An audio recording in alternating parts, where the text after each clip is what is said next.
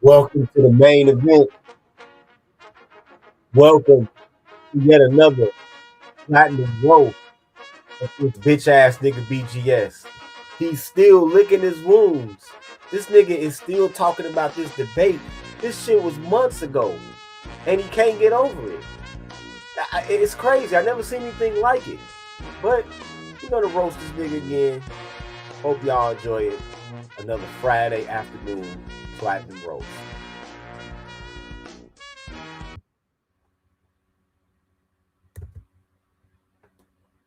Saul, what up, man?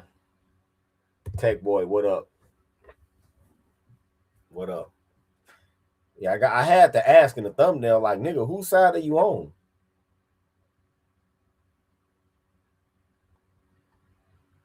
Whose side are you on? Shit. Ask a lot of motherfuckers need to get asked that. Whose side are you on? Shit. Mike Andrews, what up?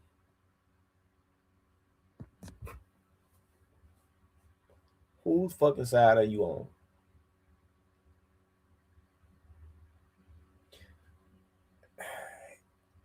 I guess since so many people since then have talked about the debate, and since BGS has this megalomaniacal need to be seen as the only nigga, some Highlander shit, it could be only one. That's who he is. Science got his niggas is the Sultan of the incels, bro. That's who follow him as incels. I don't think that could be debated. I don't think that look at all of his sycophants.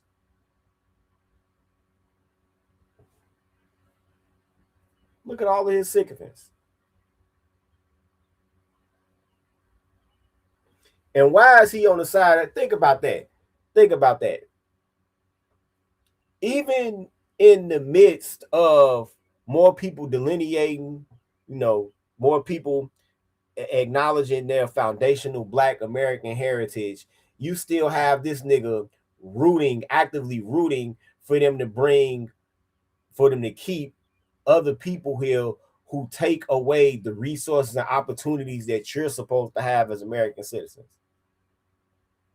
And that a lot of racists at these companies are all too happy to hire these niggas just to disenfranchise you, but still say that they hired a Black person.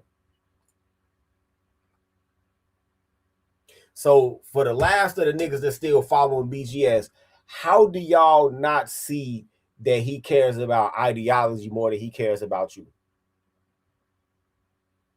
He cares about ideology more than he cares about you. He cares about the appearance or the feeling thereof of being right more than he cares about you. Jake the Snake, what up? Trevor, what up? Stefan, what up? That's what he cares about. He cares about all of that more than he cares about you. Doesn't care about Black men. He just cares about being right. BGS cares more about pontificating to Black men than he actually cares about Black men. Don't lose sight of that. I don't know if y'all have noticed that over the length of his career, but yes, he cares more about pontificating to Black men than he does Black men. Shells, what up, man? That's what he cares about. That's what his priority is. That's where his energies go. Right? Hope y'all have noticed that. Hope y'all noticed that shit. Right, I'm gonna let a few people get in here, man. Give him hell. What up, man? Some of y'all that's in here now might be subscribed to BGS, right? And I don't know how you don't see that. Yep, yep. But he's the same one who will try to convince you, oh, I'm not a Democrat, I'm agnostic. Science guy writes, BGS will go against anything Republicans do, even if it's good. But this is the guy that wants to try to convince you that I'm agnostic. Yeah, okay, nigga. Jermaine Taylor, what up? or he tries to enlist you to barbershop neutrality. Oh, they just two wings of the same bird. Remember, when before you repeat that, always remember that term was first coined by former Alabama Governor George Wallace, who was, by the way, a Democrat and a mouth frothing racist. That's who that term was first coined by. That's why I cringe whenever I hear black people using that term. So, like, if you only knew where that shit came from, you wouldn't be repeating it. If you only knew.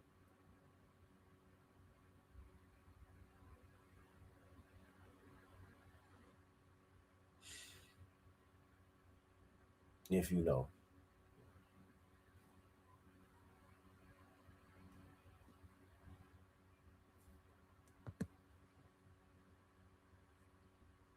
All right. We got enough people, man.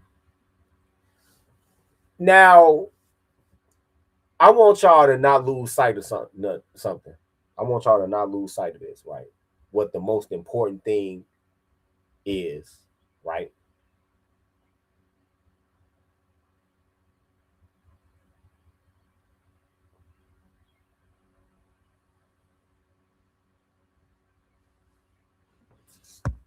Give him hell rights. And if you don't agree with him, he'll insult you, but only because you're not in his presence to do something about it. Yeah, yeah. Or he'll say, "Go fuck you in your ass." You know how BGS is.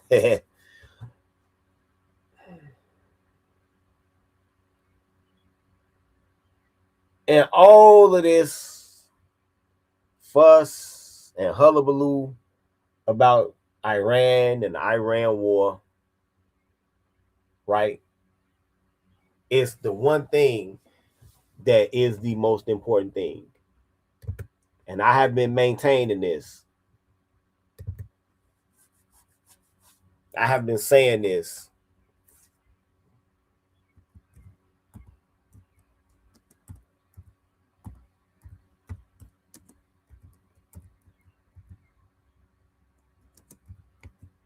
throughout this whole affair,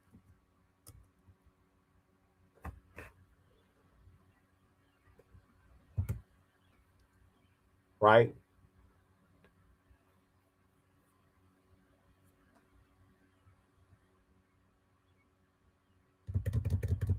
I have told y'all that I don't care what stance you got about war. I don't care what stance you got about Iran. I don't care what stance you got about religion, right? That there's no way in your right mind that you can hate Israel more than you like to breathe. Because if there's a nuclear exchange one day, and it will be if Iran is allowed to enrich uranium to weapons grade, you have to decide, do you care more about the goal of being isolationist? And there's nothing wrong with that. But I would say that takes a backseat to environmental protection when it comes to war, right?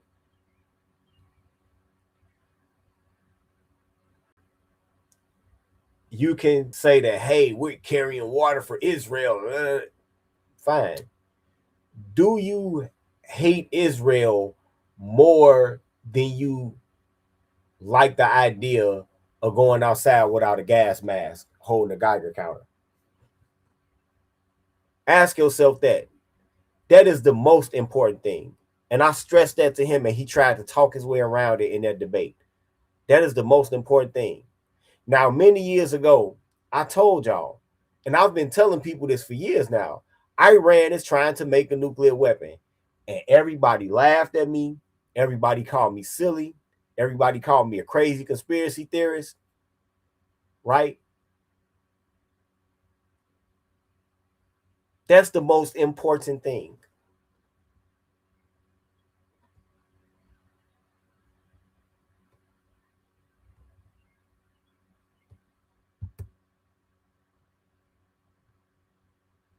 That's the that's the most important thing.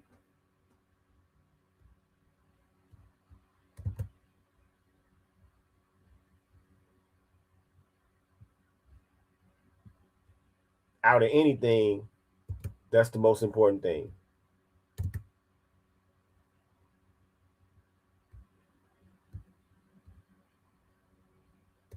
More than any political goal that you can possibly think of.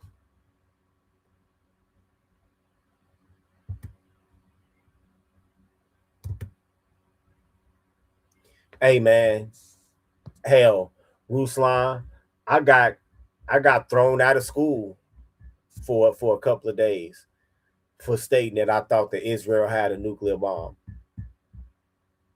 And I asked my teacher, I said, well, if about half of the people, if about half of the people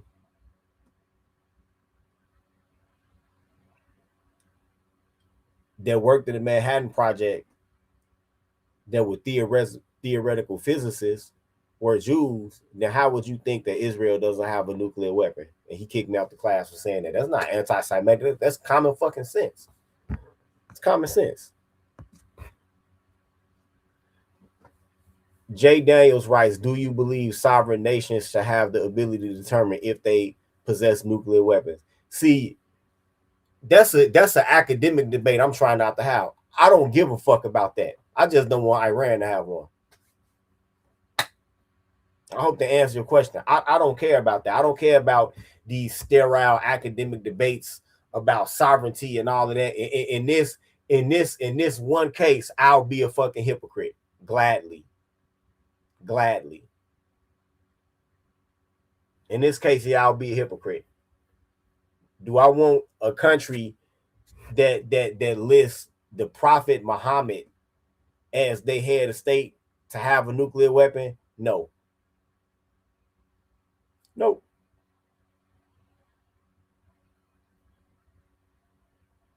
Nope. In this one case, I'll be a hypocrite. We can't be perfect, can we?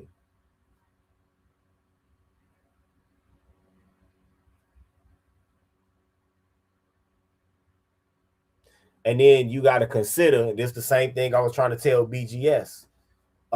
This is not a normal country that you're dealing with. Sovereign nation as they may be, but this is not a normal country. This is a country that's in the grip of a theocratic death cult. It's a difference. No, I understand, Jay Daniels. He writes, I only ask this because you have places like Pakistan, which is a Muslim nation that has nuclear weapons. And exactly, Pakistan is a Muslim nation that has nuclear weapons and is primarily controlled by military oligarchs. They not extreme Islamists.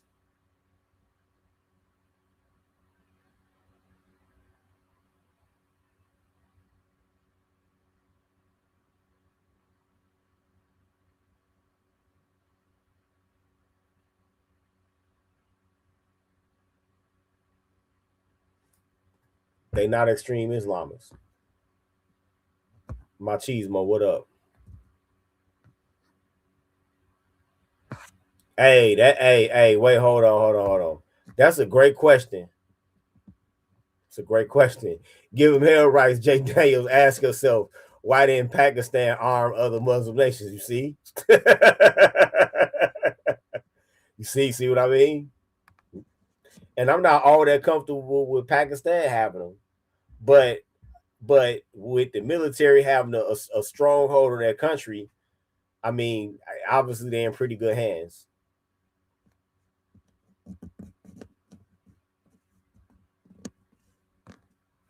Sure, distant roads. Yeah. Distant roads writes, wouldn't biological and chemical weapons be more effective and dangerous than a nuclear one? There are God knows how many agencies set up to watch nuclear material. Yeah, but the yield of those, the destructive force of those type of weapons is largely unknown. And not only is it largely unknown, it has the ability to like have unintended consequences. Whereas there is an entire range of nuclear weapons going from tactical nuke all the way up to ICBM. And then another thing to consider is that not all of these weapons are thermonuclear anymore. Some of them are neutron bombs, where it's just the initial radiation that kills. But the half-life is very short, and you don't leave behind a radioactive wasteland. So, but that's the most important thing here. That's the most important thing here. Do you like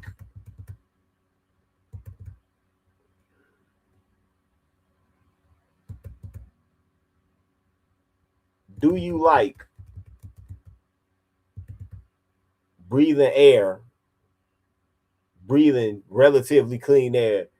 Do you like that less than sticking it to Israel?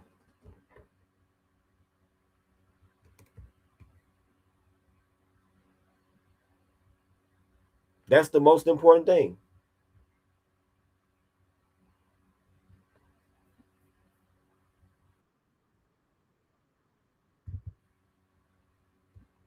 All right. Let's look at a couple of clips. Maybe I can speed this up.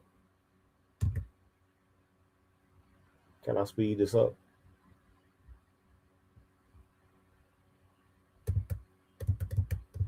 Yeah.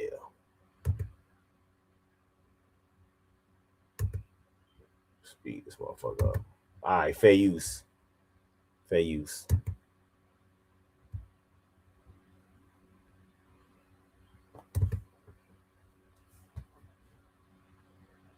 Now remember, everybody was telling me when I was trying to tell y'all that Iran had a nuclear weapon, everybody was telling me that I was crazy. Everybody was laughing. Everybody, Tito crazy.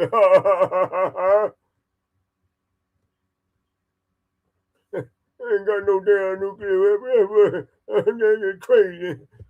In the new Memorandum of Understanding, Iran commits to not producing or developing a nuclear weapon, but Iran's president says the country's not going to give up the ability to enrich uranium entirely. So let's look at the uranium enrichment process, how it can be used for nuclear power, and when it crosses the line from civilian uses into weapons grade. In this 60-day negotiating period, arguably, one of the biggest issues is the future of Iran's nuclear program and the ability to enrich uranium. It's a question of principle for Iran. They have asserted a so-called right to enrich under the Non-Proliferation Treaty. It's a fallacy. The Non-Proliferation Treaty is silent on the matter. It does not say that there's a right to enrich. It does not say that there is a prohibition on enrichment. Uranium is a heavy metal found naturally in the earth. To be used for energy or weapons, it needs to be modified to increase the concentration of the U-235 isotope. Natural uranium has a U-235 content of just 0.7%. To be useful in nuclear power plants, it's typically enriched to 3 to 5%. Tehran's Nuclear Research Center requires uranium enriched to about 20%, and weapons-grade uranium is typically at 90%, but it can have other purposes too, like powering nuclear submarines. A potential deal with Iran could impose limits on enrichment levels, but one of the biggest issues is dealing with the highly enriched uranium Iran already has. Even if Iran were to not have any new enrichment capacity, that stockpile needs to be dealt with because you can still build nuclear weapons straight away without further enrichment from it. Experts believe conditions are right for a new nuclear deal to be possible, in part because Iran has a bigger point of leverage. Iran has a much better tool to force potential opponents to do what it wants by closing the Strait of Hormuz. It doesn't need nuclear weapons to do that. The White House says Iran has agreed to let international nuclear inspectors back into the country for the first time in years, and any final deal between the U.S. and Iran dealing with Iran's nuclear program is likely to include continued inspections for years to come. Stephanie Liebergan. You heard that? Iran themselves just told you that we maintain the right. We have the right to enrich uranium. Right? They told you that. No, we have the right to enrich uranium. Right? Now, that doesn't sound like not having nuclear weapons to me. I'm just saying.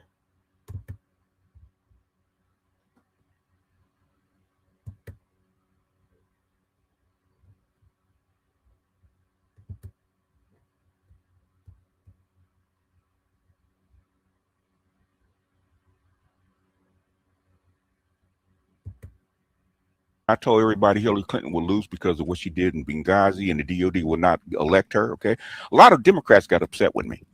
Okay, a lot of them. A lot of Democrats told me I was a conservative. I love Republicans, and yada yada yada. I was not a liberal. I was a fascist. All kind of stuff. Okay, and then when I knew that Donald Trump would lose because of COVID, Okay, what is the dumbass listening to want to reverse what Obama did, which is getting rid of the gain of function. Okay, and he reversed it, and guess what? You got COVID. Okay, everybody knows it. Okay, and I knew that he would lose. Okay, and when he did, a lot of the other people got upset with me. And then on the last, BGS must have knew where all of the bags of fake ballots was, if you say he knew that. last term, when I told you that Joe Biden couldn't run, is because he was senile, and basically that Kamala Harris was not a good candidate, and she would be terrible and she would lose. Now I got other people on the Democratic side that blew no matter who folks going at me. So to me, that seems to be a good track record for being agnostic. I don't know where people get the fact that the thing that I am a Democrat. Okay, you know, Trump had the easiest term that he could have imagined. All he had to do was not screw it up. Okay, and he went against everybody, including his own people, because he just had one of his staffers resign in protest of Trump. So it's not, and he was a MAGA guy. The complete MAGA guys. You have a lot of MAGA people that do not like this war because Trump ran on the thing that he was not going to do this kind of crap, and he did.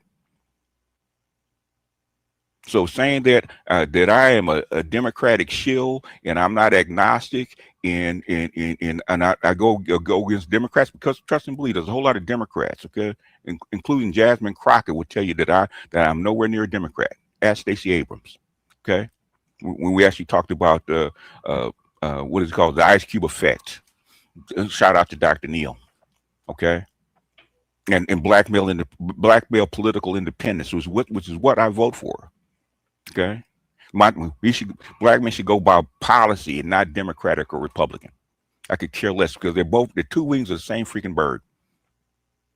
And that's the way I was trained. I was trained that way 30 years ago, and it's been that way. I stopped being part of the Democratic Party in '92 with Bill Clinton. The only Democrat I voted for since then was Obama because he was freaking black and I wanted a black president. That was it. But I knew who Obama was. So I don't know where y'all get this from. Because if you follow me and you've been following me for 12 years and my stuff is still up there, people will tell you, including the Democratic people that left, because I had a whole bunch of Democrats, okay? Democratic people, Democratic shills that thought they were right when it came to that last election, okay? That we all knew that Kamala Harris would lose, okay? I don't even believe they were fussing right until people. I just wanted to let y'all listen to how BGS will go on and on and on and on with this. Maybe it's not so whimsical thought that he's some type of Democratic insider. I at this point, I really think he might not be bullshitting, right? Start writing books, and everything that I said previous to that, 2 years previous to that, came about. If they could not put Trump in jail or eliminate him, which they did try, okay, he would win because because Joe Biden couldn't run and Kamala Harris was not qualified. That's a great question, R2K. That's a great question. How was this an easy term in either way? He's talking about Trump's first term. How in the fuck is this an easy term when, number one, you're not an experienced politician, number two, you got all type of fucking snakes that's supposed to be on your side and you got to deal with all this rhino pussy ass bullshit, and then number three, when they become paranoid because your agenda is working, then that's when they unleash a fucking plague basically to hamstring your administration. So how in the fuck was his first term easy, and how was this term easy? But this is the nigga that's divorced from reality that people call the master teacher. I don't know where y'all get this from. And as far as this Iran strike, guess what? Half his military people, okay, you got 4 generals resign. You got Tulsi Gabbard, and he has his own vice president trying to distance himself from this, okay? Because if you don't settle this in a proper manner, guess what? The Republicans will lose. We'll lose. Okay, so this clear path you had for the next 8 years, including J.D. Vance in the next election, because he's the one I picked to actually win the 2028 election, barring this kind of crap. Okay, everybody told him this was a mistake, and guess what he did? He ignored it down to the tittle. He overrode his own generals, his own public staff. Okay, I'm gonna ask you again. I don't give a fuck what political party you in. I don't care what religion you follow. I don't care how much you did like or dislike Israel. If you're a Zionist, if you're not a Zionist, the main question becomes, what is your priority? Is your priority proving some ideological point? Is your priority trying to have the appearance of being kumbaya with people of other faiths? Is your priority breathing air without radioactive dust in it? What's your fucking priority? What's your priority? Furthermore, let me give y'all a fun fact. Let me tell y'all how much we've already fucking ruined the world with atomic weapons. I want y'all to look up a term, low background steel. Low background steel. Low background steel. You know what that means?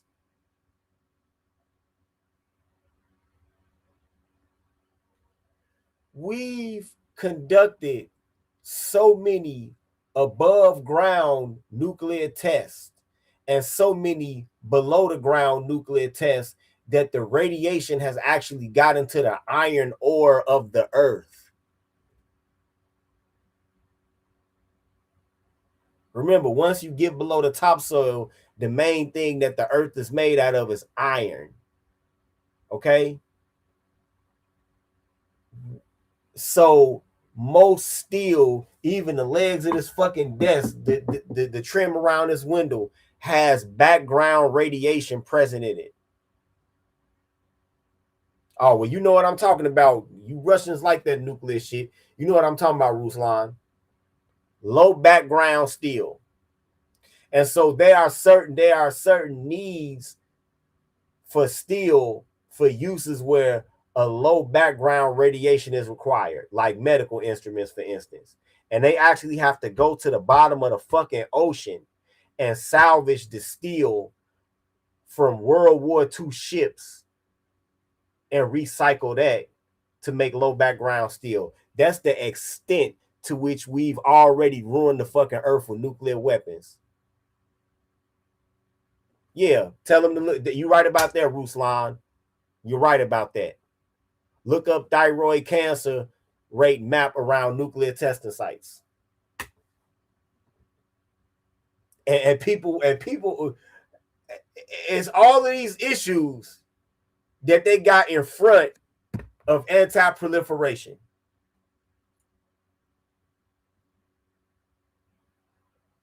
All of these fucking issues are somehow more important than not breathing air with radioactive dust in it.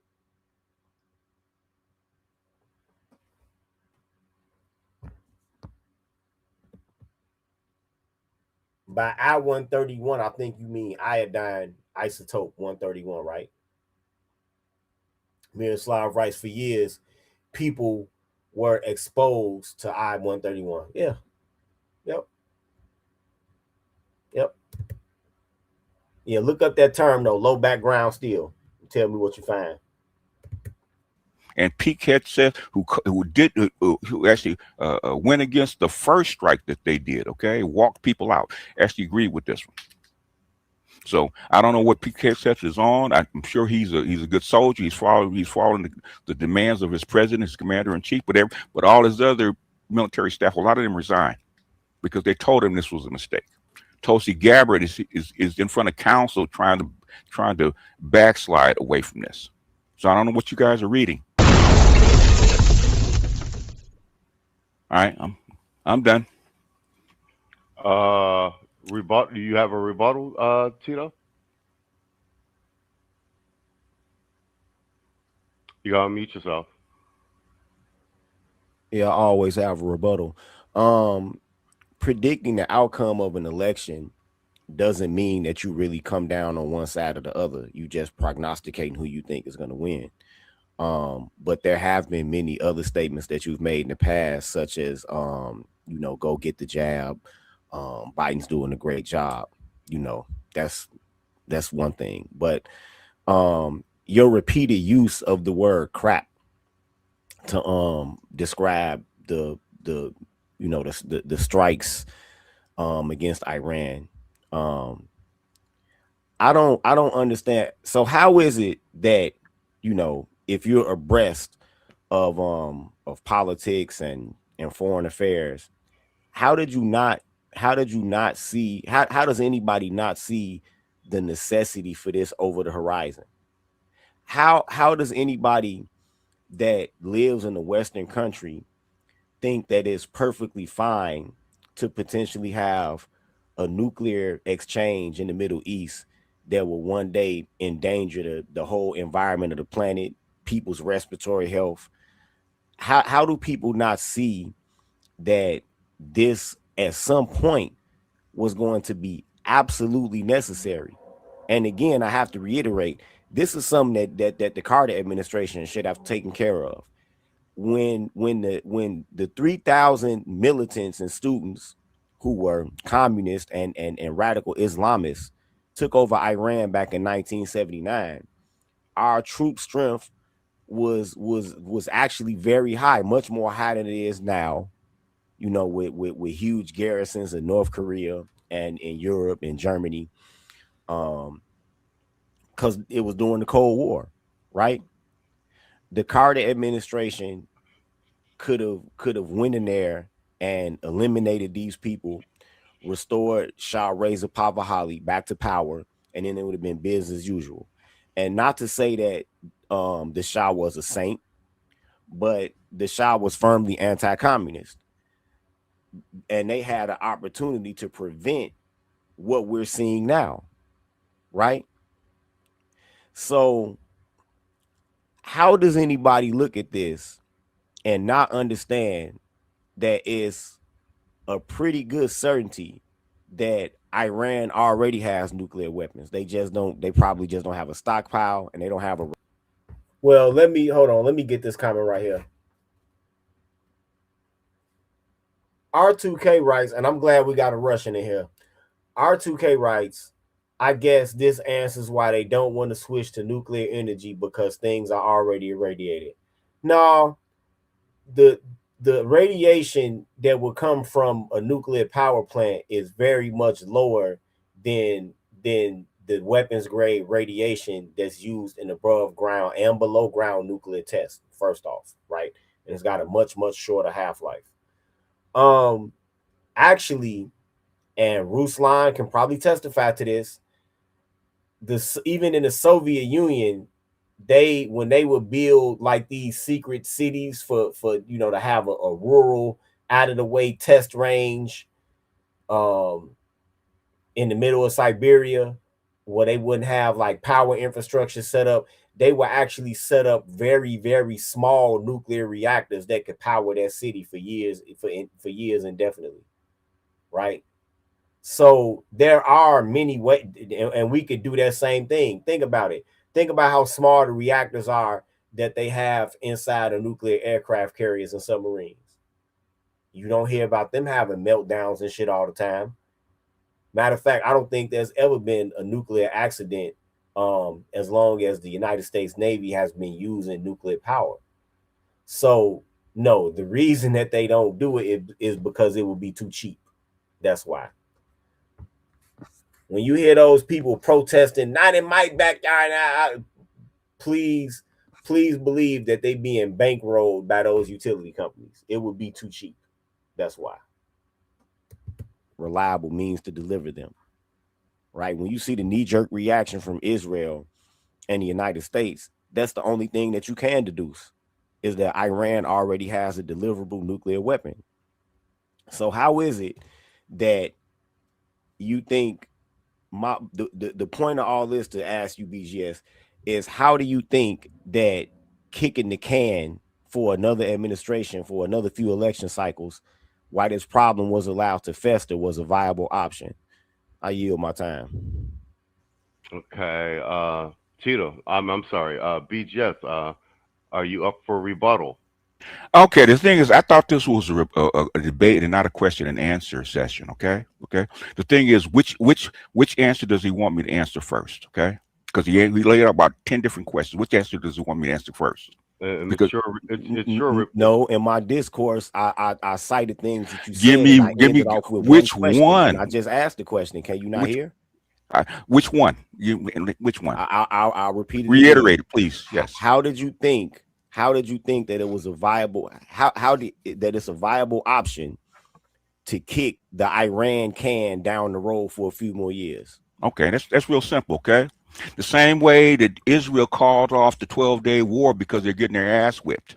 Okay, that's how. That's how. Okay, uh, the same way that because Trump thought it was the decapitation strike. I don't know how BB talked him into this bullshit. Okay, excuse me for the language. I don't know how BB talked him into this. Okay, just because the chick in Venezuela betrayed her president.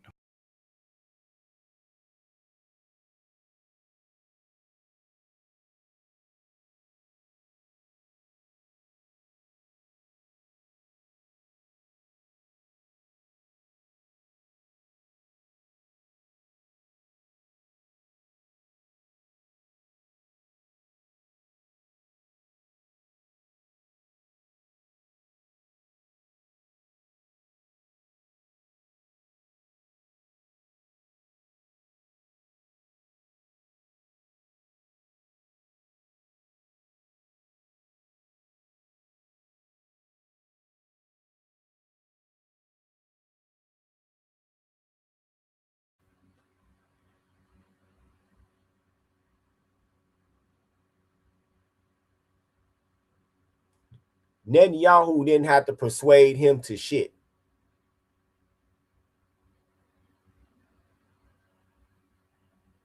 Netanyahu didn't have to persuade him to shit.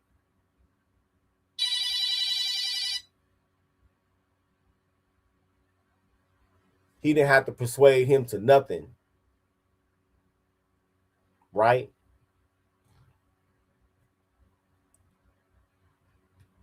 All it took is what I told y'all.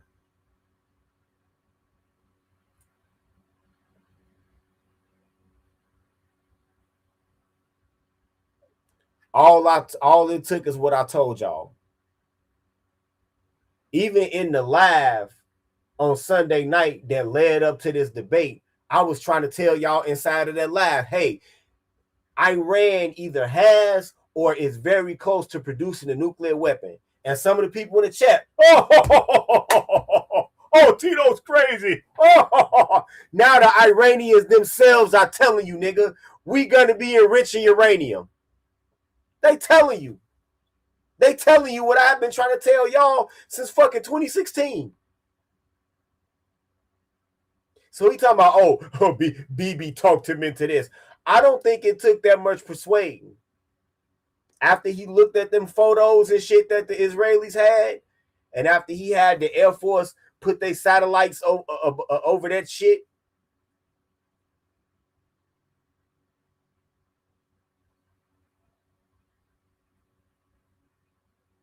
and confirm it with spectrometer analysis, I don't think it took that much persuading. I really don't think it took that much persuading.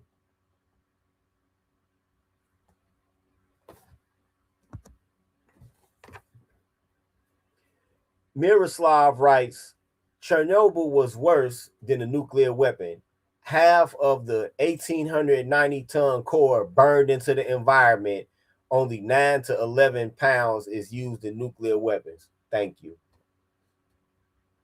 Now, Ruslan, I'm about to be 50 years old in a couple of weeks. And even though the media tried to keep it under wraps somewhat, I began to notice that after Chernobyl, you know, because I'm from the Midwest, and in the geographical region I live in, the jet stream blows from west to east across the United States, but it's like a vortex, a swirling pattern over the Midwest where I live. That's why we have such vicious winter storms. And I noticed that most people from my generation, I start having breathing problems. I still have bronchitis to this day. That a lot of people from Generation X that live in the Midwest have breathing problems, but they try to give you the excuse, oh, that's because y'all got roaches and roach droppings. Y'all use roach spray. That inner city ghetto nigga shit. We never had roaches in our house. We never had that shit. But I noticed that. So you don't have to nobody has to convince me how bad this shit is because I lived it. But apparently,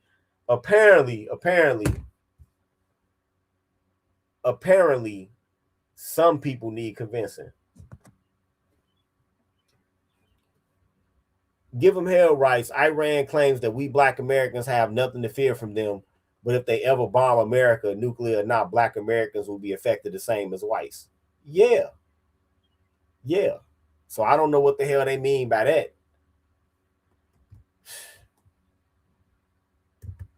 But, you know, niggas are gullible, and they know the Vietnamese did the same thing. Oh, GI, go home. They know that they know. All they gotta do is make a race-based appeal. They know the game. That's why Ahmadinejad called Obama Uncle Tom. Okay. And formed a soft coup with the help of the United States and Venezuela. Doesn't mean that it could go to Iran and do the exact same thing. You had just 8 months early got your ass whipped. Okay. And you know that they know that you're coming back, and you know that Russia and China are going to start sending parts and missiles to these people. They're not going to. That sure aged well, didn't it? Russia and China didn't send a motherfucking thing.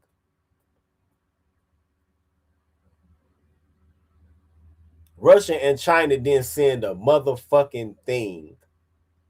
They don't want no parts of this shit.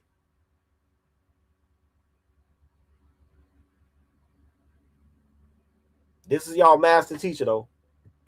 Run out. You're going to run out of weapons, and you're already out of basic interceptors. Okay, they already took out your antenna arrays. Okay, I'm gonna repeat what I said before. Run out of weapons, you must be out of your fucking mind. You must be out of your fucking mind. You talking about running out of weapons, and we still using 500-pound bombs and 50 caliber shells that was made for World War II.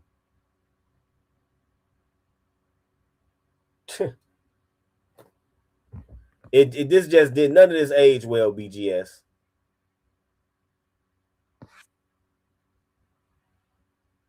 Yep. Machismo writes, that's why I kept playing the debate. It did not age well. Yeah, that's because the more time wears on, the crazier you look, BGS, with all of this shit that you're saying. You look crazy.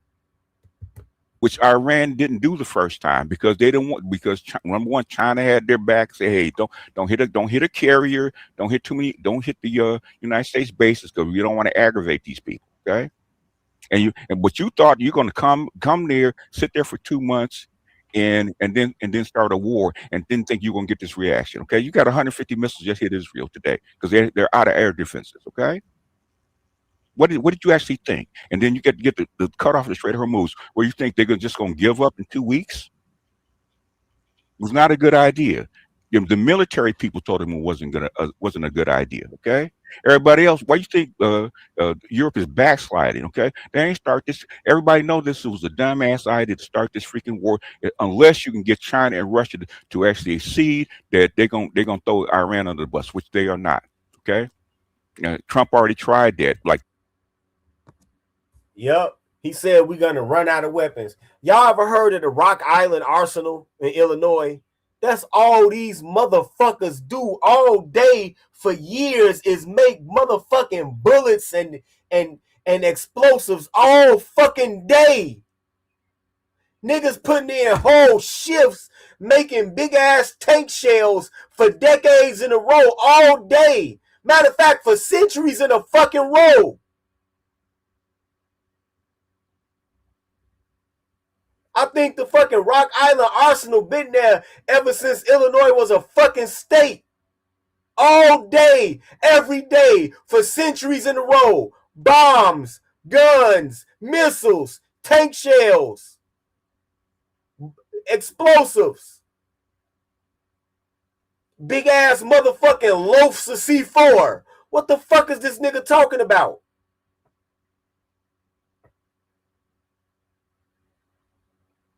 You ever seen some of them houses of them people that work there?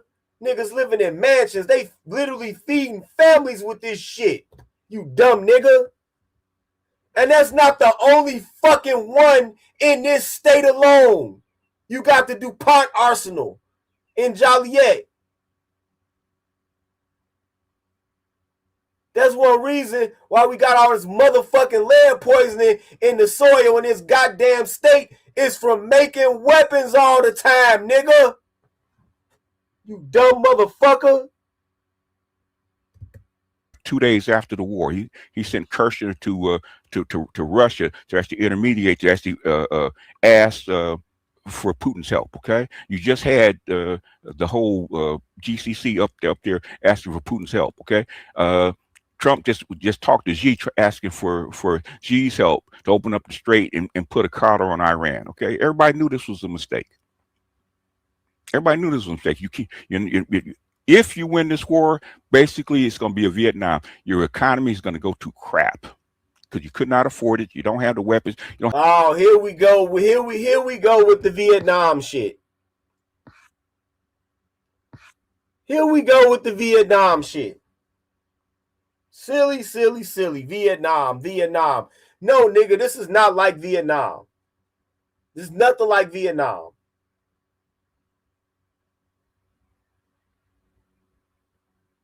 The people in Vietnam had basically a cohesive racial identity that was only split along ideological lines. They all fought against the Japanese in World War II.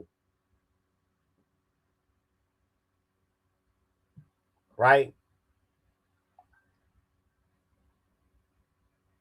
Meanwhile, it's a bunch of different ethnicities and tribes and all of that shit in Iran. There's no North Iran and South Iran. We're not trying to prop up a puppet republic in Iran. This is nothing like Vietnam. That's so fucking intellectually lazy. It's nothing like Vietnam. There's no distinct side that we've sent military advisors to.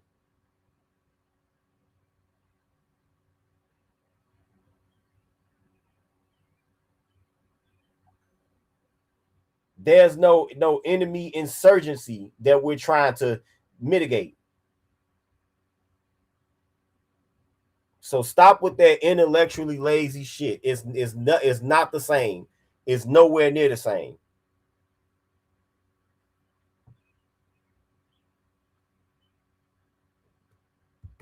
Have the manufacturing base. The only way you could actually win this is if China and Russia stop helping, which they're not. They've already refused.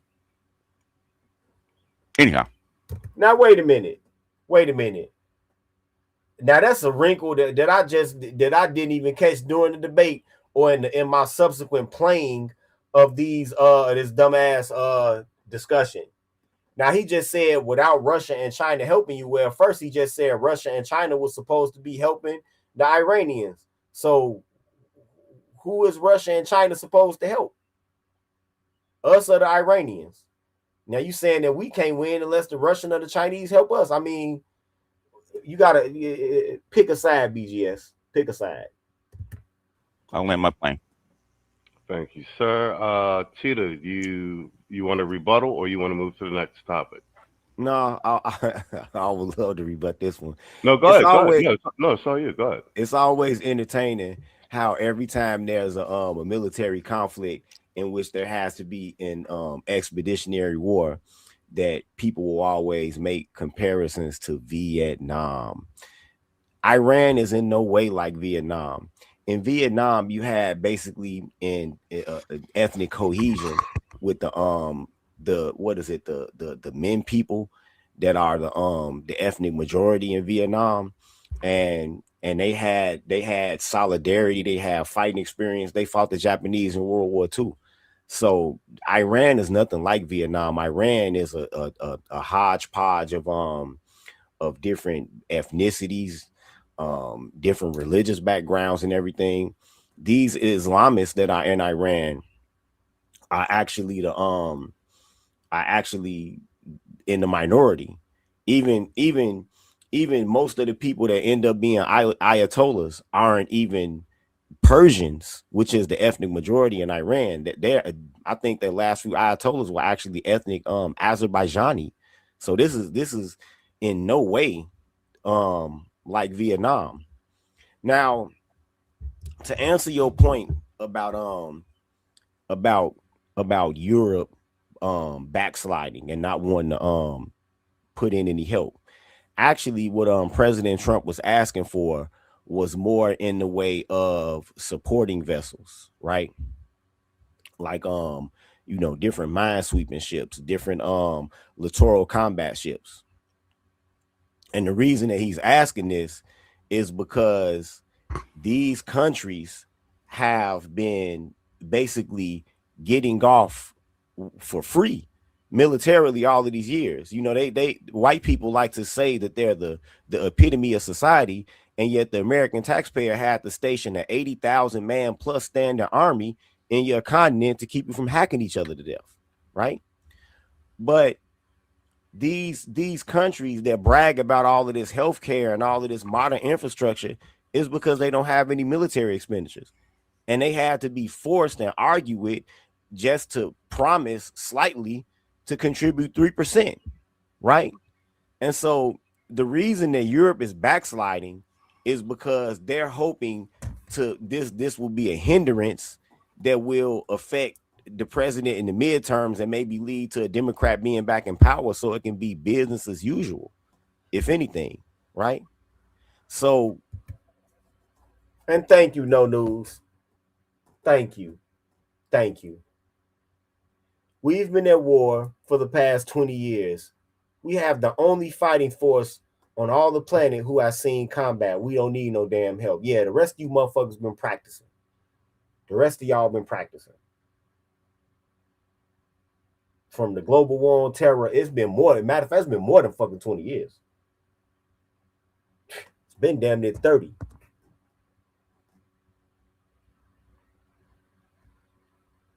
Right? So there's some of the highlights and the lowlights of the first debate regarding Iran. Because we talked about the Pan-Africanism piece too.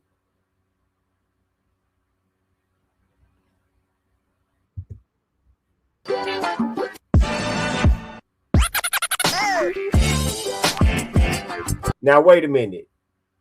As I go to this, do y'all see this shit? This is wait a minute. Before I continue, let me take this time to point out the familiar pattern of bitch assness with this bitch ass nigga BGS. Right? Do y'all see the bottom of that screen?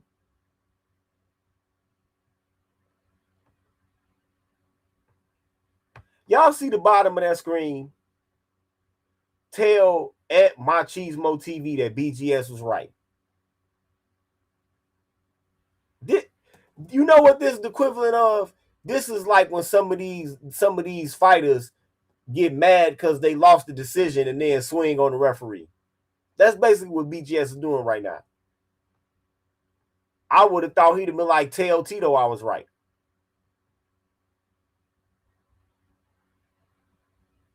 Yep. pure bitch assness, petty like a hoe. I mean, who knows? Who knows? I notice that a lot of motherfuckers, when they respond to me, they refuse to at me. Now, you can only hide behind the, oh, well, you know, he a smaller content creator. I'm not trying to give him no light. You can only hide behind that excuse for so long. No, you niggas handlers at YouTube tell y'all not to tag me and shit. Because think about it, all of them do it. Very seldom do you see somebody responding to me actually tagging me in some shit. They handlers tell them not to.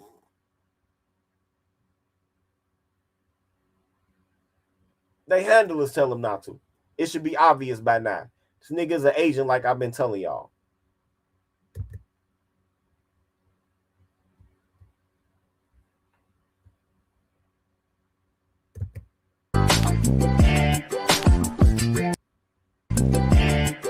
Corny ass music.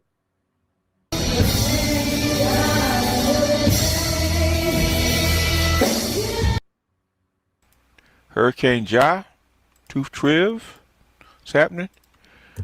Damn, Experts, nigga. And you're nothing but pedestrians, okay? I've been, I tell you, anybody, especially in my Patreon, man, I told you this shit from day one, okay? And there you go again, hide like a bitch in your Patreon.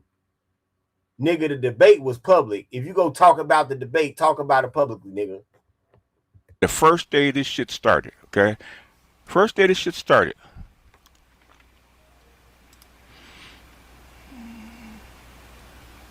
Yeah, rows of them, man. Basically, man, you know, this is gonna get real. In fact, they got fembots out already, man. So y'all get ready.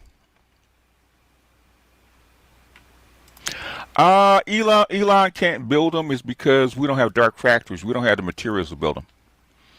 So they can't be built here.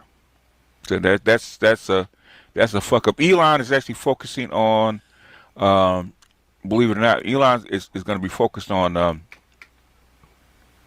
space right now. That's why I think that's where he's going to put his focus on, because that's where the money's going to be. So if I'm Elon, I'm not trying to build shit here. I'm trying to put everything up into space. Gynoids, yes sir. Anyway, let's get busy, okay? We already have the artificial womb. Okay, the artificial womb's already here. It's just not mass produced yet. It's because the artificial womb has nothing to do with being able to produce it. The thing is, it is a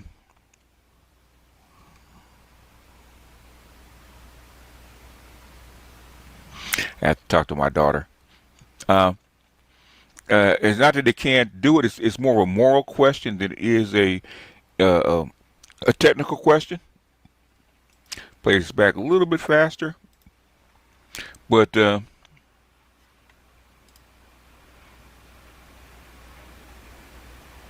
yeah, I'll show that tomorrow. Okay, yeah, robot holes are right behind them. But I'll show that tomorrow. In fact, they had the dancing humanoid robot. I told you, bruh. This is an incel. This is an incel channel. This nigga is the Sultan of the incels. This nigga sitting here talking about robot bitches. I already roasted the concept of robot bitches. God damn. You gotta get a robot bitch. Carol Quigley. He's not that smart. All those deadly missiles that they could use against the Gulf states, American bases in the region, and against Israel, they had a really strong hand to play. And that, of course, is why they ended up winning the war, so to speak. And that's why they're in such a powerful bargaining position today. But nobody understood that on February 27th, which I think gets at your... I did. The thing is, that's probably not true, okay? And we're gonna get into that. This is why I disagree with it, man. People did know, okay? People did know, but they allowed them to do it anyway. Point. And emphasis on the word nobody. The Iranians didn't understand it. Yeah, you right. You right, Ruslan. Why robot just jag off? And if that motherfucking robot bitch don't know how to spice a motherfucking chicken, I'm not interested anyway. Shit. that the CIA, Mossad, the White House National Security Council somehow didn't even consider that the Sigma, I got 2 words for you, and this is VHS talking, okay? 2 words for you, and 1 word that I make too. It's called bullshit, okay? Bullshit, okay? Iranians might control the Strait of Hormuz and use it as a... Do y'all see some of the idiotic comments in this chat? Oh, the U.S. lost half its arsenal on the war. Oh. Let me tell you, motherfuckers with that dumbass baby boomer Franklin Mint collectible mentality something. Okay? I wouldn't give a fuck if we shot so much shit at them motherfuckers that we was goddamn it making slingshots after that. If it stopped proliferation, fine then, motherfucker. Fine. It's like y'all are delusional as to what the fuck is at stake here.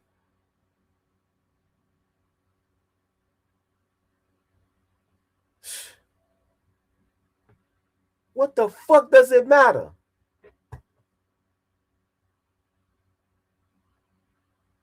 You wanna that if somebody was breaking in your motherfucking house, would you just let them take some of your shit in order to, I bought a 10mm because they said it would be a collectible and these shells are expensive. That's basically the argument some of these niggas are making.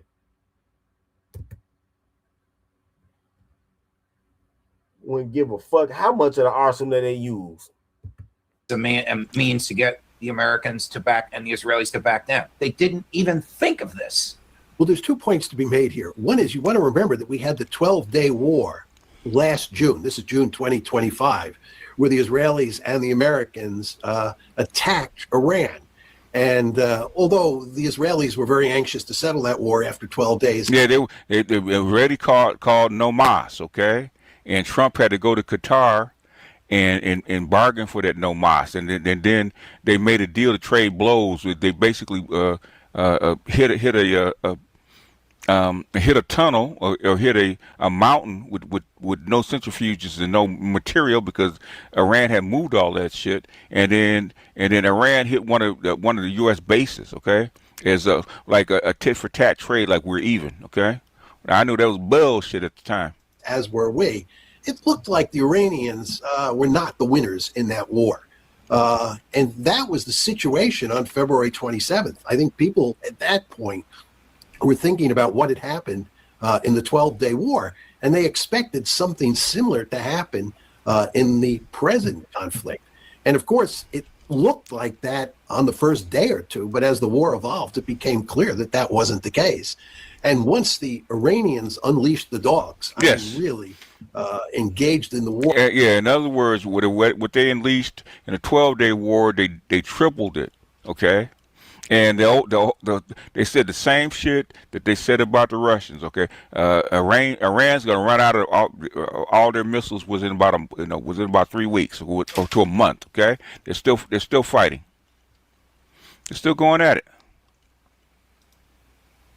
And it began to evolve over the course of March and April. It became manifestly clear that by controlling the strait and by also having all those deadly missiles that they could use against the Gulf states, American bases in the region, and against Israel, they had a really strong hand to play. And that, of course, is why they ended up winning the war, so to speak. And that's why they're in such a powerful bargaining position today. But in other words, Mearsheimer is saying that they won the war.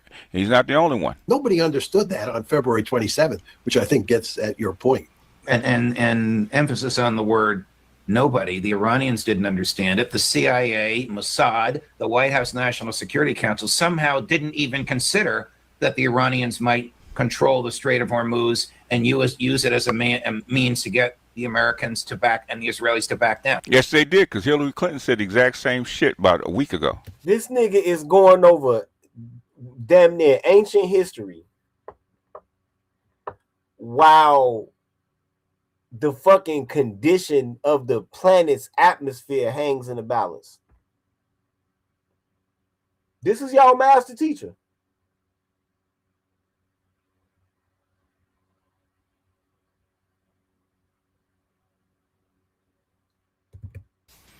It's how come they didn't do it?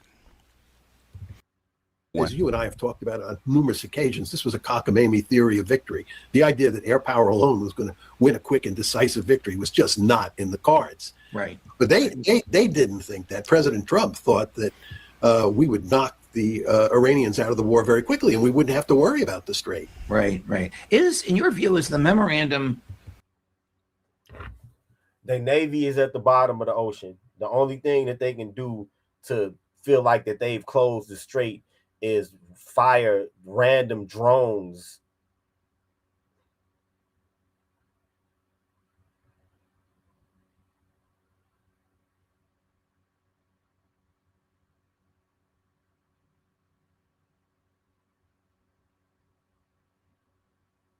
And ships. Of understanding for real is the Trump-Vance versus Netanyahu public adversity spat for real, or is all of this just some sort of a pause until after the midterms? Oh, I think this is for real. I mean, Trump has made it clear that he believes we are facing, and I'm quoting him, an economic catastrophe if we don't shut this war down. And of course, he's correct, as Larry Johnson and others have told you on the show. Right, this war has to be shut down for economic reasons, and Vance understands. I remember I was telling you they had to come to a close by June. In fact, the resolution for the War Powers Act in the Senate and Congress is passed. Okay, so they were going, the Congress was going to shut him down anyway, which is something I also told you back about. Oh God, was it back in May? Actually, back in March, okay, we were talking about that. That as well. He is the point man, and he's going to great lengths to shut it down in the negotiations that are now taking place in Switzerland. We have a profound interest in hoping that that Trump and Vance are successful. As you know, we have criticized Trump and Vance endlessly on the show, as have others on the show, for initiating and waging this foolish war. But at this point in time, we all have a deep-seated interest. One could say we have a profound interest in hoping that Trump and Vance are able to put an end to the war. And I think if you watch what Vance is doing, he is, I think, focusing laser-like on just trying to get some sort of agreement. Yeah, he's focusing laser-like because he's trying to save his 2028 campaign hopes. Okay, he can't. He's got a No, dumb motherfucker. It should be obvious what Vance is doing. But this is y'all master teacher.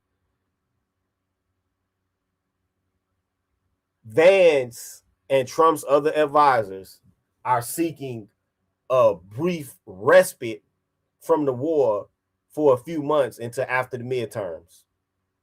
That's what they're doing.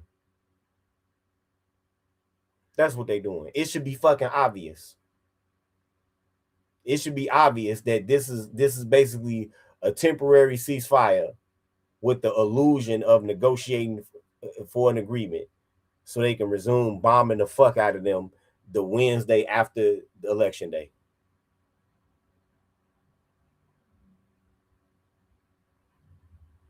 If you don't know that, then you really don't understand fucking reality, BGS.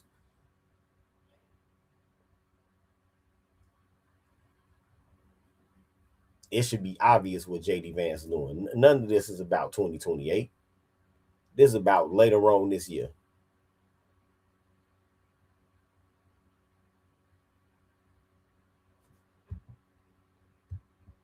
Nigga dumb.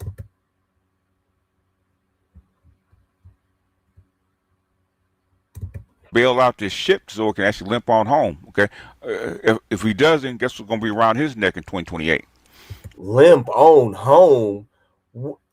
Can somebody please tell me which ship was damaged in direct combat with the Iranian Navy?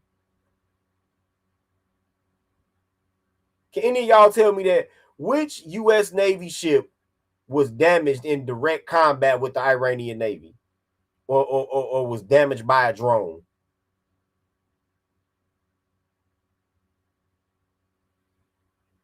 Somebody please tell me.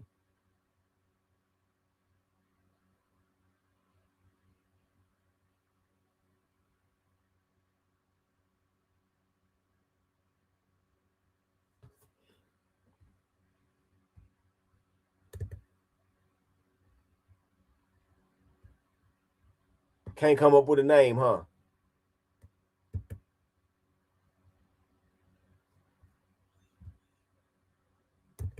So he's fighting for his political life right now. That satisfies the Iranians so that we can put an end to this before we go off the cliff. Chris, can you post the Trey Yingst full screen? I mean, during the first day of negotiations, the president of the United States. Go off the cliff or what?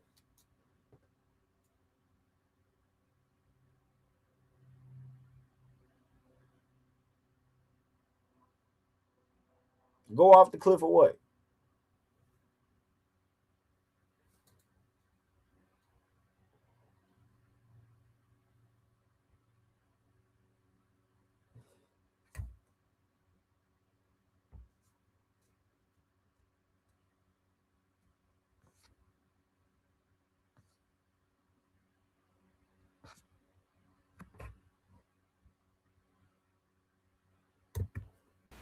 I'm looking for the Yingst full screen, Chris. The president of the United States said this: you close it, meaning Hormuz, and you won't have a country. And then he says to the negotiators, you won't even make it back to your blanking country. And then they leave the room. What kind of a way is this to negotiate? That's Trump. It's remarkably foolish. I mean, that's what I told you. Trump is the Joker, right? I told y'all. It's remarkably foolish.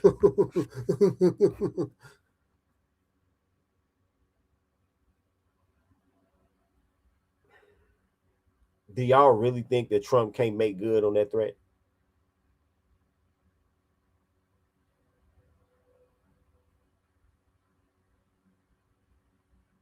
Do y'all really think that he can't make good on that threat?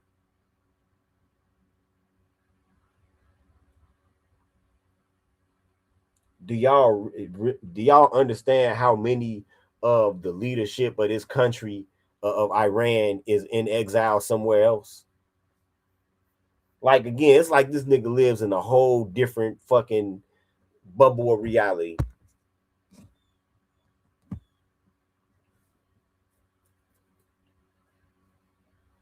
Machismo writes, direct answer, open sources reporting indicates U.S. forces have not publicly confirmed losing any major naval ships during the Iran conflict. Yeah, so what does he mean, limp home? What the fuck does that mean?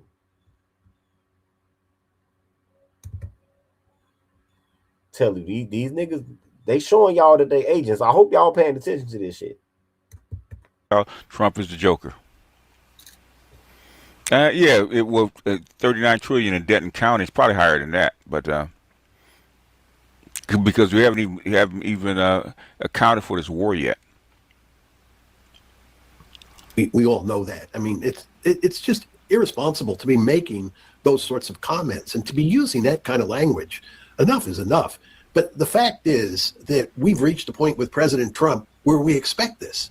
And I think it's like water rolling off a duck's back at this point in time. I don't think the Iranians take this rhetoric that seriously. I think they roll their eyes and say, here we go again. Yeah. The Russians do the same. Do they trust him? Do the Iranians trust Trump? I mean, okay. You said Lindsey Graham. I'm glad you mentioned him. Okay. I'm glad you mentioned Lindsey Graham. Hold on. Okay. Hold the fort. Okay. I'm glad he mentioned Lindsey Graham. No, he did not mention Lindsey Graham. Hold the fuck on. Hold up. I said, hold up, right?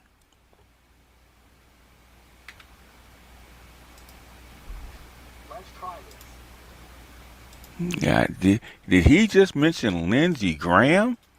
Lindsey Graham not giving up? Hold up. Okay, sir. All right, smart ass. Let's try this. Good morning to you, Senator. Good morning. Good morning. There's a lot. Who is that? Who is that? Do you recognize that face? You recognize that face, sir? You recognize that face?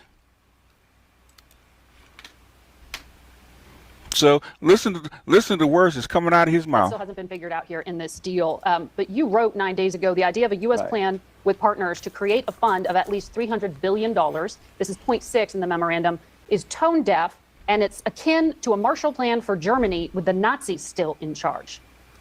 Why did you change your position and now you support it? Because before I thought the money was coming from the West. If the West funds Iran, I think that would be a Marshall Plan with a he's backsliding now. Okay. Nazi still in charge for Germany. If the plan envisions the Sunni Arabs, if the Sunni Arabs do it, can you imagine if Saudi Arabia, Qatar, and the United Arab Emirates invest $300 billion in Iran? That would tell me that Iran has changed. To all the experts out there, do you think Saudi Arabia, Qatar, and the United Arab Emirates are going to invest in Iran with a theocracy bent on destroying Sunni Islam? So think it through. If the money comes from the Sunni Arab world, I hope it happens. It would mean that the Sunni Arabs believe that Iran has changed to the point they want to be a business partner. I pray that happens. I doubt if it will. You doubt if it will. Well, I want to ask you about some of the criticism of the agreement from your fellow Republican colleagues. Take a listen. If we give billions of dollars to Iran, that money will be used to murder Americans. And so I don't believe we should do that. They'll use the money that is being released to rebuild their ballistic missile arsenal and begin to enrich again.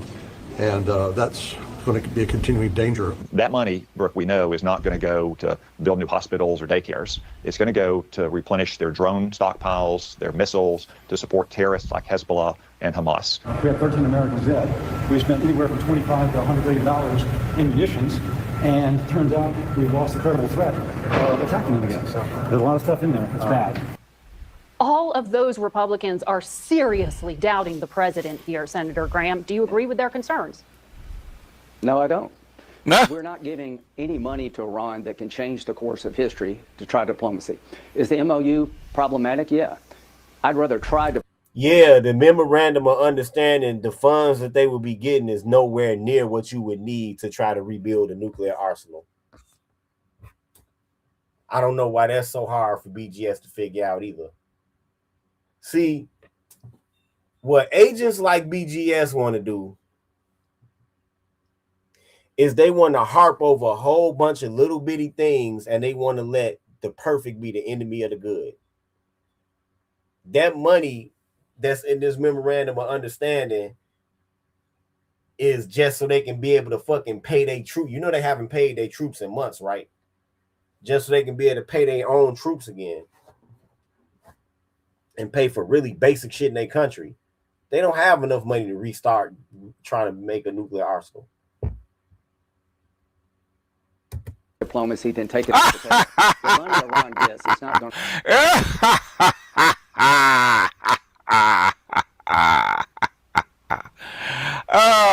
what say you?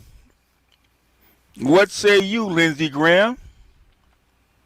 I'm glad somebody mentioned him. Lindsey Graham was not going to give up. Okay. To change the future of Iran. It's not enough to reconstruct the country. If you don't have a diplomatic path through the MOU, then you have to go to war or some other form of coercion.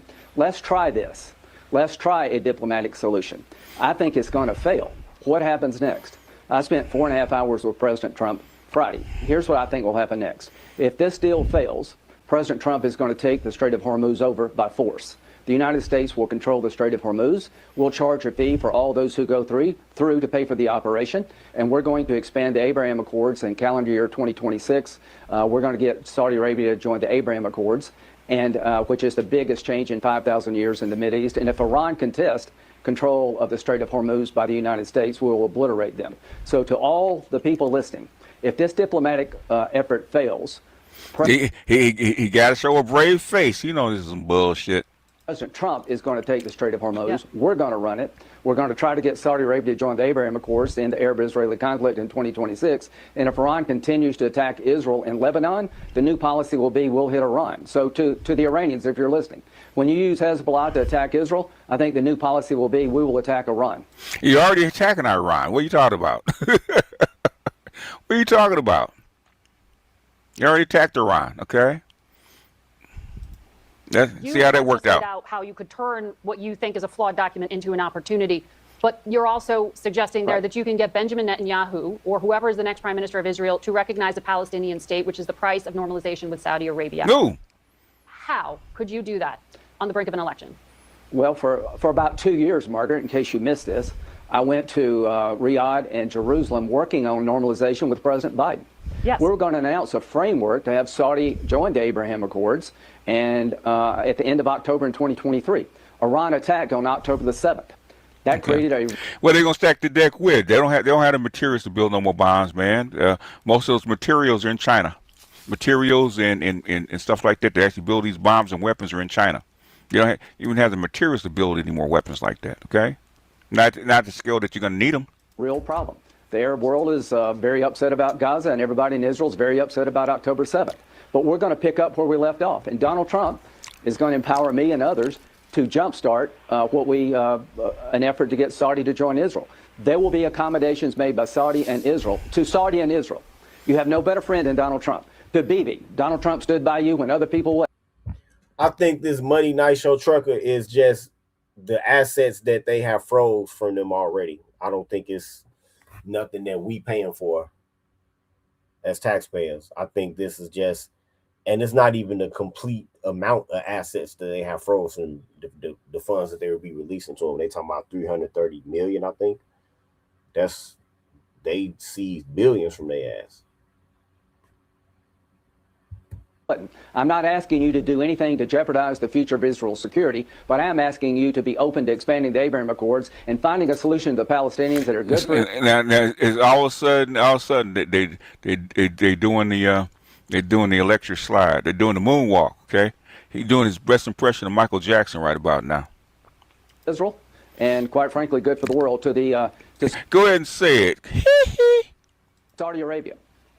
Now's the time to open negotiations yet again for you to expand the Abraham Accords, for you to join.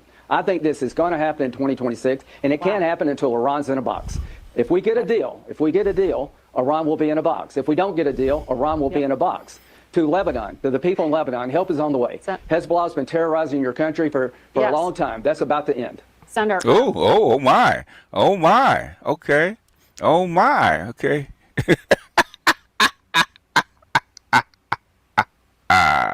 Yeah, but you trying to walk it back, even though you don't like this deal. You said you don't like the deal 9 days ago. Now you're trying to play brave. Okay, all right, boss.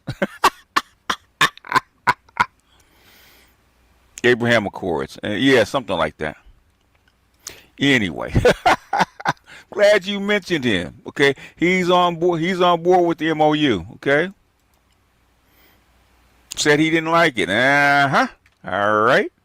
All righty. Okay. So let's dive in. Like I said, we got 20 more minutes left. Let's dive into some more. Okay.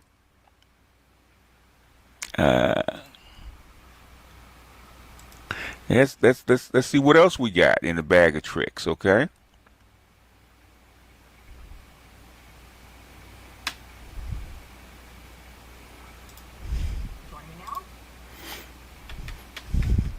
Here we go. Let's try this. Is this one? Yeah. Might be this one. I think. Is that the one I'm looking for? Yeah, it's the one I'm looking for. Yep. He's the one I'm looking for. All right. Share screen. This is MS Now. This is all the stuff I'm showing you right now. And this nigga is using MS Now. This is crazy. When you talking about ideological bias, it don't get no worse than this. Now is mainstream TV, okay? I started off with the alternative press, which is Mearsheimer and Napolitano. Now we're showing you mainstream TV right now, okay?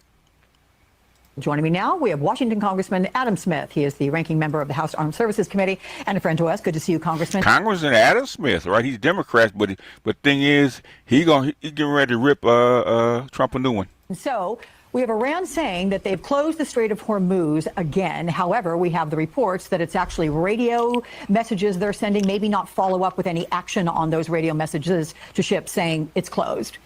It does not expect much, though, to be accomplished in Switzerland until the fighting in Lebanon ends. And therein brings my question, because there are reports U.S. intelligence believes Israel will continue to attack Hezbollah in Lebanon. So how, sir, does this complicate efforts to end the war? Does the continued fighting there expose a serious gap between what the administration says it's negotiated and what it can actually enforce? Yeah, no, it complicates it significantly. And watch it. Now, you can tell he's an AIPAC by what he's getting ready to say, okay? I do want to be clear here. All the reports are Israel continues to attack Lebanon. Israel has honored the ceasefire. No, they have not. Attacked them. No, they have not. Okay, they're supposed to pull all the troops out of southern Lebanon. No, they have not. But he's not going to say that. It's because he's AIPAC. Okay. Over the last week or so, there's been a series of ceasefires, and Hezbollah inevitably launches missiles or drones. They killed 4 Israeli soldiers a couple days ago, and then Israel responds. Now, we can argue that Israel shouldn't have such a hair trigger in response, but it's Hezbollah who's breaking the ceasefire right now. So if Iran wants Lebanon to be part of it, then they need to make sure that Hezbollah stops fighting. But yes, that is a significant impediment. As long as those who's a hypocrite? Yeah, he is. Well, he's a Democrat. It's an election year. What do you expect him to say? Ceasefires, and these ceasefires last like an hour or two. They don't last any amount of time at all. Got to get to a ceasefire in Lebanon before the talks over the Strait of Hormuz and the other issues can proceed. So it seems like the only concessions in the MOU are Iran's promise not to pursue a nuclear weapon and to reopen the Strait of Hormuz, essentially getting back to the pre-war status quo. But Iran gets sanctions relief and a massive $300 billion reconstruction fund with an agreement on its nuclear program that's to be worked out over the next 60 days. Now a month ago, the $300 billion, everybody's laughing at it, okay? They said it's not going to happen, okay? They're not going to get reparations. They're not going to get sanctions relief, blah, blah, blah, blah, blah, blah. Now, all of a sudden, they get all that shit, okay? All that shit. Oh, it's $300 billion, okay. And guess what's still not. But again, isn't this the assets that they a little bit less than the assets that they seized from in the first place worldwide? I think even some of the Swiss turned over some of their accounts and shit that they had.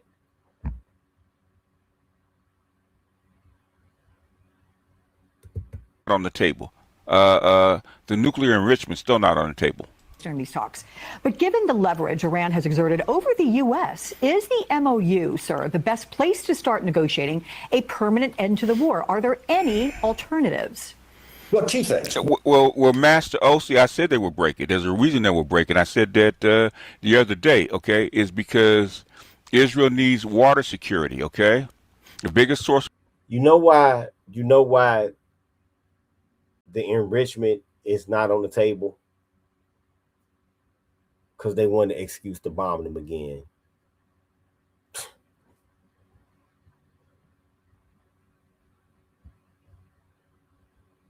They want an excuse to bomb them again.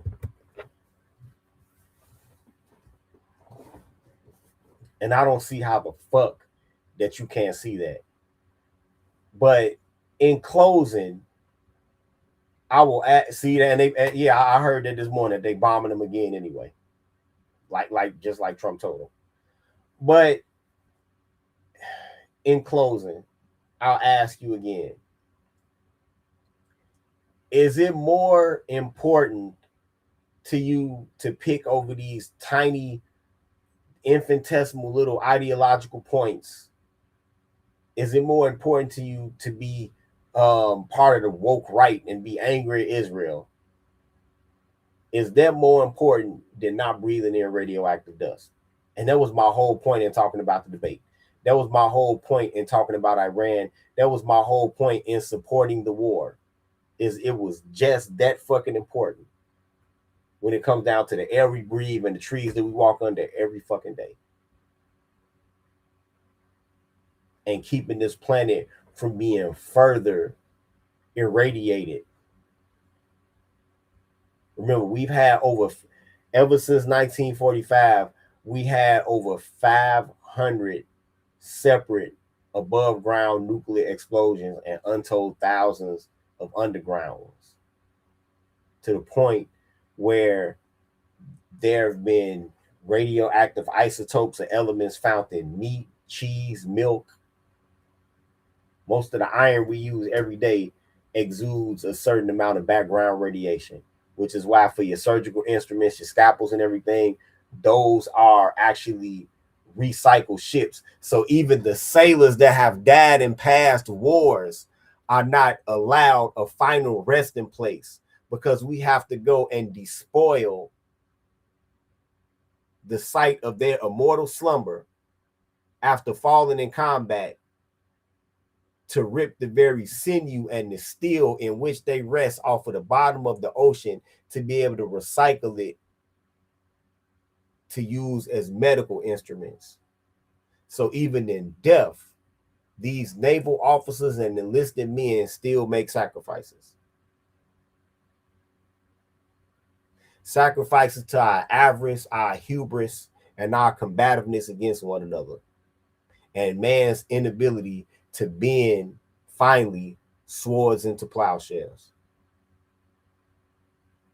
But even though that much is at stake, BGS is more concerned with being an ideologue. BGS is more concerned with ripping down the very republic that your ancestors fought for.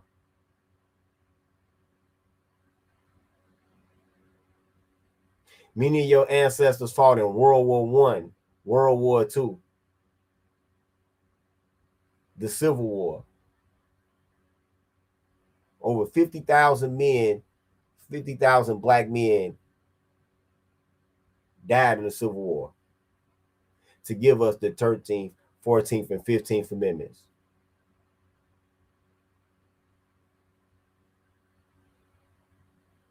And BGS is willing to throw all of that away for his foolhardy vision of a communist workers' paradise.